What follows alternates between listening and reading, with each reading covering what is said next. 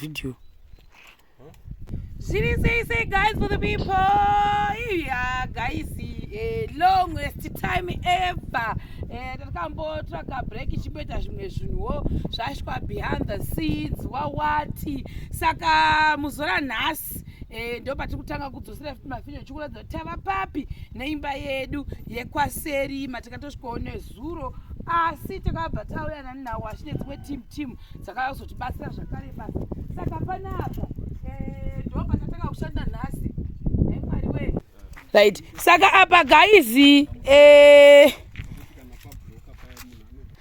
ndo basa rapachishandwa navakomana avo vari kuti Washy naamo naja unonzaniwe chimoto nachimoto iti part of our team saka ndo vanga vachishanda mugomba munomu ratangwa nhasi iri Washy mezha tioni kuti machera kubva kupapi kusvika papi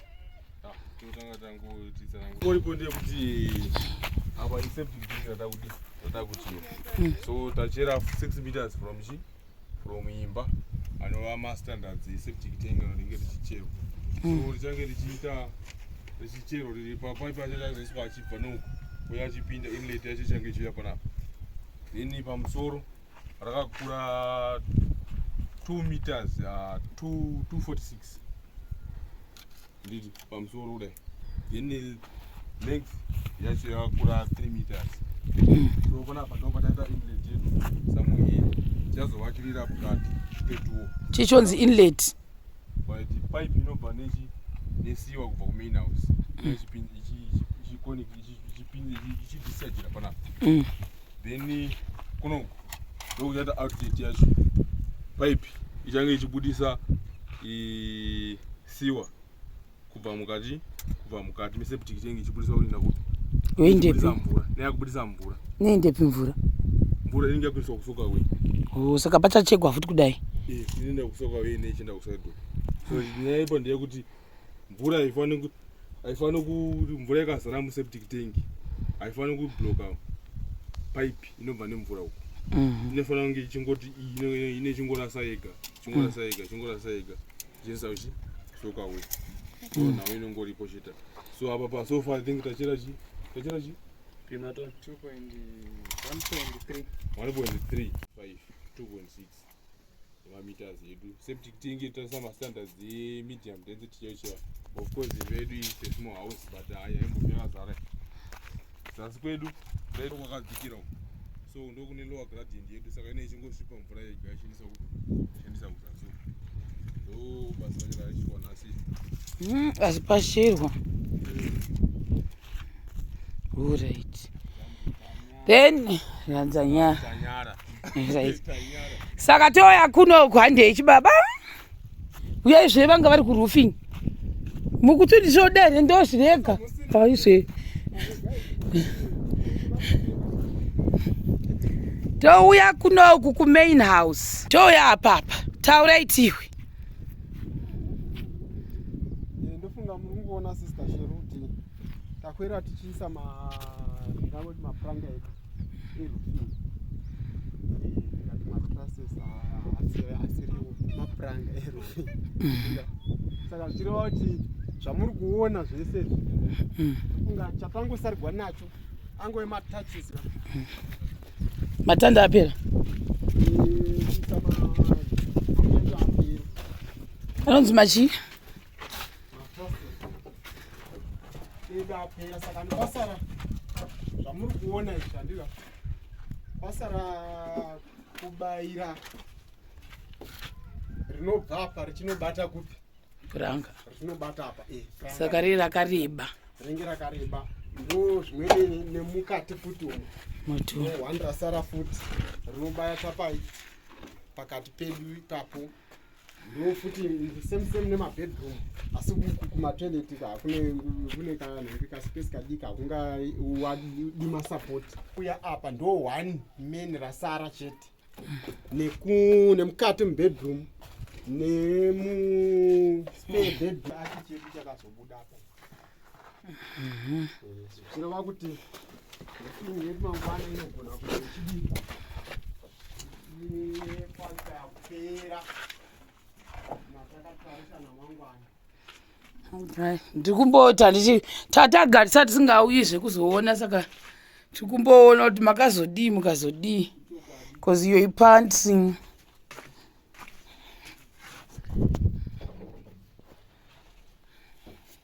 Yeah. Pakashanduka. Chidaki chedu chiya.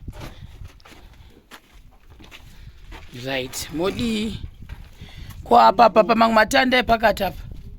Apa pane masapoti maviri achangobaya kubva apa kusvika pai pawo yedu saka ringa asiri mashoma.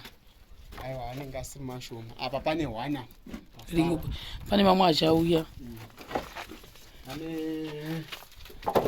Apa futi ndizvozvo zvimwe chete.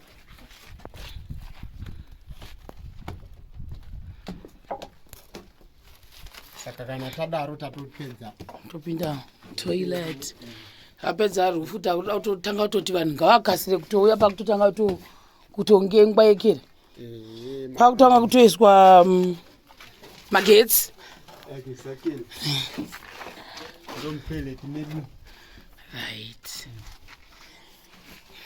Right. Imba yedu inoyi ndo patasvika nemudhuri.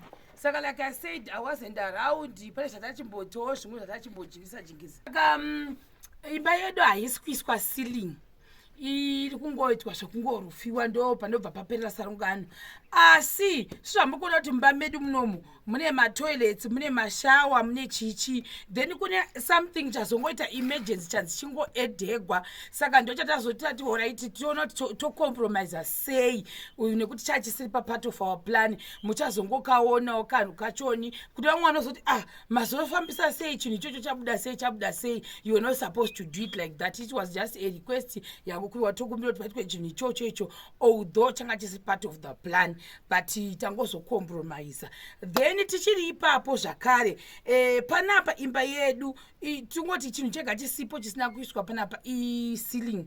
Asi I think by tomorrow tichakwasa kuti zvamaona kuti kune maseptic tank uko kurava kuti plumber anenge ari pano by tomorrow. Tichibva ipapo zvakare tinenge takutiwo zvakare vemagetsi vauye vaite chubhingi dzavo dzose before tatanga ita plastering yedu. Saka vachipedza kurufa pate muzvimwe zvachamboitwa vamwe vachiita zvemukati muno zvinoita kuti plastering yedu inongozovhara zvimwe chete ka1 veplumbing vari kuuya vemagetsi vari kuuya kuzochubha zvinhu zvavo zvavanenge vachiita zvemasola vapedza ndofunga plastering yedu yorohwa fast mudenga zvapera izvozvo.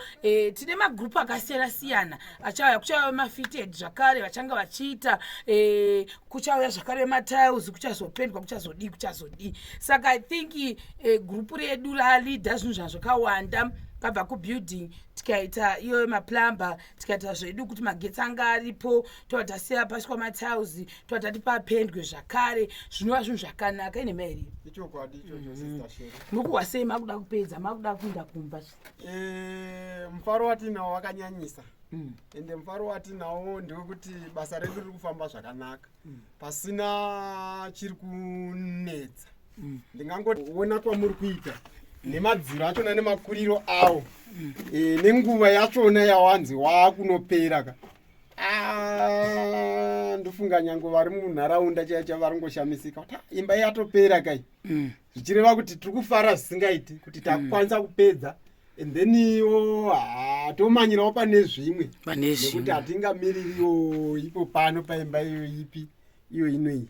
Sister Sheri ndofunga muri ngoona kuti malidhiro enyu akanyanya ende akatopenga akaipa vamwe nhasi mwari pamudenga mwari pasi chachakakala mangwana vanenge vatonengwe futi timu saka panapa patimu ari kuuya akawanda saka tiri kuita Q7 beds with 1 stone. Taurai tinzwe sekuru Beni. Vishuwa basa redu riri kufamba muri ngozviona tasara kunga nemaminutes mashomanini kuti tipedze nokuti kwatabva ndokure saka tinozvifarira chaizvo izvozvo nokuti basa redu riri kufamba zvakanaka dai zvaramba zvakadaro.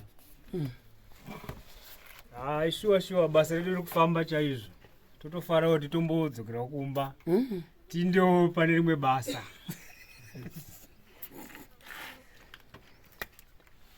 Shuwa mansoro imashamarienza tiri kufara zvinambotoita basa redu rafamba zvakanaka endi mungoona kuti nhasi taichiisawo mapuranga edu pamusoro perufini wekutoti igorovegwa mazen'e. Tiri kufara zvingambotoiti nebasa redu iri riri kufamba zvakanaka. Rikuita ramboda pana amorasora richidhiga pagomba anga ari ma1 nhasi hana ndakahakwa chero. I think vamwe vangu hapana asina mhoni izvezvizvi kuratidza kuti hayo papa chichiva but hatiri kufara hedu kuti ivhu ratakushanda naro iko zvinezvi rakushandika naro ameno kuna vachimoto apa. Aiwa basa ratiri kuita riri kufamba zvakanaka. Inyaya yechiti kungoti basa kana richiitwa munofanira kuita nemwoyo wese kuti chinhu chese chaunoita uchitongorikuita chinhu chako chinobudawo mune zvakanaka. Saka tichitarisira kuti tikaita basa redu robudawo zvakanaka kune vanoonawo vanenge vafarirawo vanongofadzwawo nezvatinenge tichiita. Tichiti mashoko anaka moto. Amen. Zvapere zvikora zvadai panozosvika chisi chinenge tapedza kurufa kapa kusura mangwana zviya ati zvichaonekwa.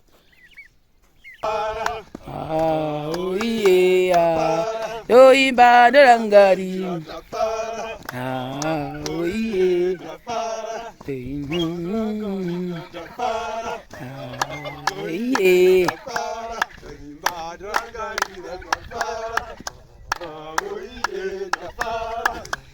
rangarira oya oye ndoimba ndorangarira oya oye ndoimba ndorangarira oye ndoimba ndorangarira oya oye ndoimba ndorangarira oyi uyambotitora shajayo tizimudze morari